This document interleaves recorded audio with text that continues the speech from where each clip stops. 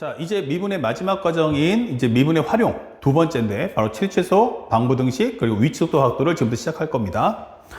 현재 우리가 봐야 될 내용 중에서 하나하나씩 개념을 한번 정리해 보고 그에 따른 문제를 풀 텐데, 일단 칠취소하고 방부등식 먼저 하고요. 위치속도 각도는 한 번에 정리를 하도록 하겠습니다. 어려운 내용은 아니니까. 현재 여기서 말할 때 이 칠취소라는 개념이에요. 한 가지만 기억하시면 돼요. 바로 무엇입니까? 하면 여기는 제일 중요한 게 제한 범위가 있다라는 뜻이에요. 제한 범위가 존재한다. 이게 제일 중요합니다. 그래서 이 제한 범위를 가지고서 문제를 푸는데, 예를 들어서 이제 이런 설명할 수 있죠. 현재 그림에서 이렇게 y는 fx가 있어요. 그러면 현재 여기가 우리가 알고 있는 것처럼 알파, 베타라고 합시다.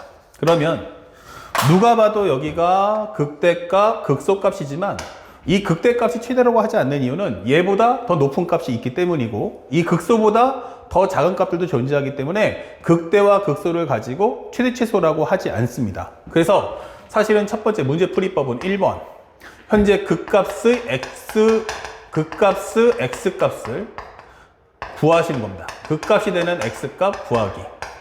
그리고 두 번째는 제한 범위하고 비교해 주세요. 제한 범위와 x값, 극값의 x값 비교, 극값의 x값 비교, 이게 되는 거예요. 그래서 제한 범위 내에 있으면 활용하시고 제한 범위 밖에 있다 할 때는 무효해 버리시면 되는 거야. 그 다음에 세 번째는 제한 범위 양끝의 함수값과 제한 범위 내의 극값을 비교해 주세요. 자, 이렇게 하시면은 사실상 문제를 다 풀 수가 있다, 이 되는 거예요. 그러면 우리가 실제 문제 풀 때는 극값도 구해야 되고 제한 범위 함수값도 구하니까 보통 일반적인 3차 함수면은 극값 2개, 양쪽 끝값까지 하면 토탈 4개의 값이 필요하고요. 만약에 4차 함수면 극값이 총 3개에다가 제한 범위가 넣으면 5개를 구해요. 그러면 양이 너무 많죠. 그래서 실제 시험 범위에서 나오는 것은 중요합니다. 바로 뭐냐 하면은 제한 범위 내에 극값이 한 개만 존재할 때 이게 되는 거야. 몇 개가 존재한다 하면은 극값이 오직 한 개만 존재한다 라고 설명이 따라 붙습니다. 그러면 우리는 첫 번째, 그것이 만약 극대라고 한다면 이때는 이것이 바로 최대값이라고 할 거고요. 그 다음에 두 번째는 극소라고 한다면 최소값이라고 하겠다, 이렇게 되는 거예요. 그럼 예를 들어서 어떤 설명이 되냐면, 이게 제한 범위로 잡아줬는데 여기에 극값이 하나밖에 없어요. 그러면 극값이 하나밖에 없다는 것은, 근데 그게 극대라고 한다면 A, B 잡았을 때, 그러면 현재 이 값이 증가 감소가 극값이 오직 한 개 있다라는 말뜻의 의미는 증가와 감소가 교차하는 게 한 번밖에 안 나와요. 근데 그게 극대라고 하면 올라갔다가 내려오면, 그쵸? 더 이상 올라갈 수가 없는 거야. 이 범위 내만 보겠다면 이 범위 내에 극값이 하나라는 것은 증가 감소의 교체가 한 번만 이루어지니까 극대값은 곧 뭐가 된다? 최대값이 될 수밖에 없다, 이 되는 거예요. 그래서 시험 문제에서는 사실상 뭘 내겠어요? 이럴 때는 최대값 구해라 라고 주면서 사실은 한 개의 값으로 우리가 원하는 값을 뽑을 수 있도록 도와줍니다. 하지만 수능에서는 역발상을 통해 가지고 거꾸로 이렇게 최소값을 물어볼 수도 있어요. 그래서 CF 잡아준다면 최소값은 어디서 구해? 라고 한다면 바로 제한 범위 양 끝의 함수값을 비교해 주세요 라고 하는 겁니다. 아시겠죠?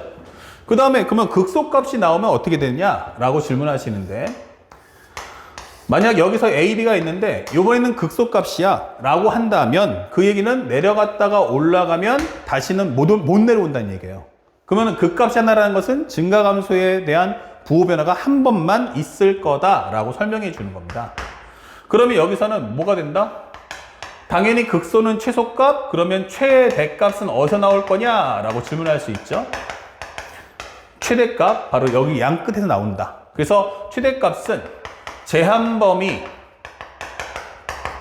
양 끝의 함수값을 비교해 주시면 되겠어요. 양 끝에 함수값 비교, 이게 되는 거죠.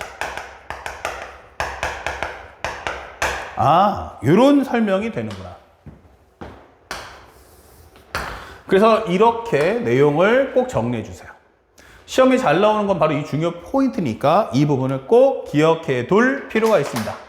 그리고 이 최대최소라는 것의 가장 중요 핵심이죠. 그게 바로 뭐냐라고 한다면 바로 그래프 그리기가 필수라는 걸 잊지 마세요. 오늘 목표의 특성이에요. 최대최소, 방부등식 전부 다 그래프 그리기가 목표구나 라는 점을 잊지 마셔야 돼요.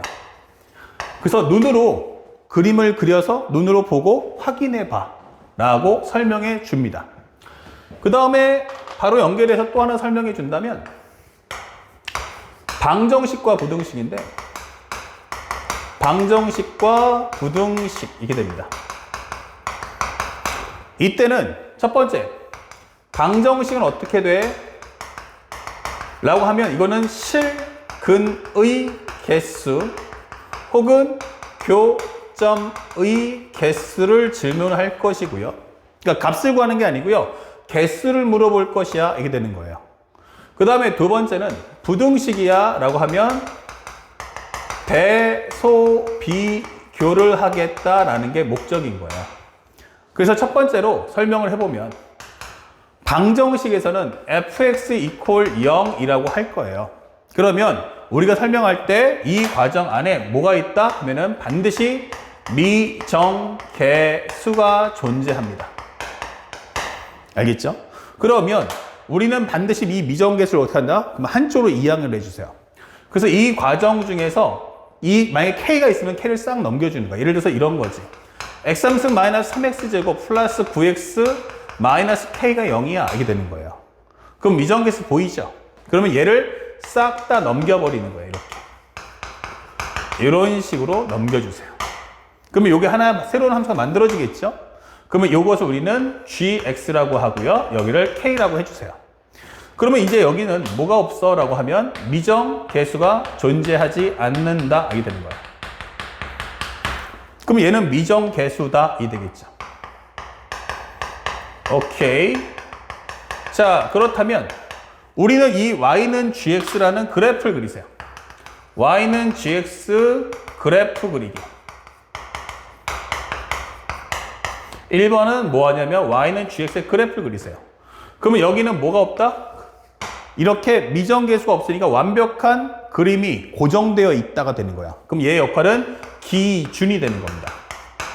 그러면 두 번째는 y equal k 상수함수의 그래프를 그려서 상수함수의 그래프를 그린 후 그래프 그리기 그리고 조건문에 맞춰서 값을 조절하시면 됩니다. 조건문에 맞춰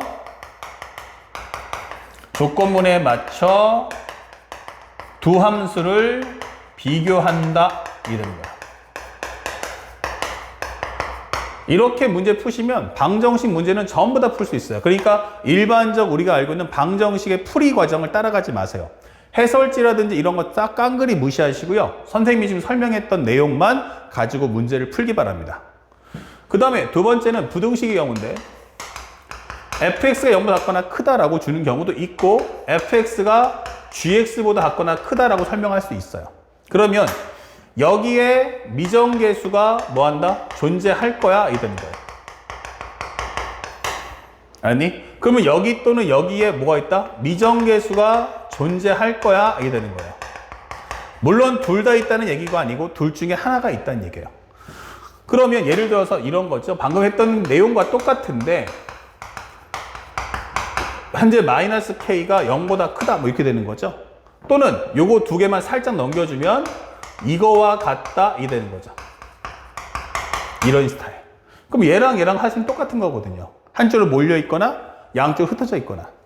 그래서 이걸 최적화 정리해서 한쪽으로 몰아서 이 미정계수 K만 남겨도 싹 다 한쪽으로 이항해 주세요. 그러면 둘 다 HX는 K보다 같거나 크다 이런 버전이 될 거예요.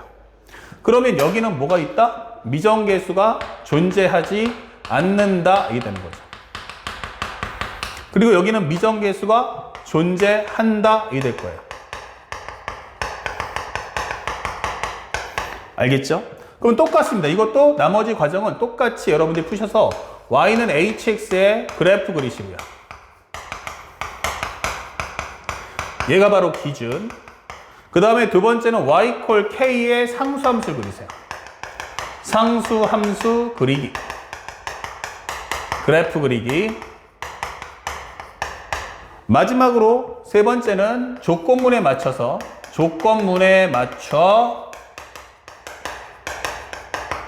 두 함수를 비교해 주세요. 특별한 내용 없습니다. 여기까지만 잘하시면 사실은 문제가 모두 다 소화가 될 거다라고 하는 겁니다. 아시겠죠? 어렵지 않은 내용이니까 여기까지 첫 번째 개념 정리를 마치겠습니다.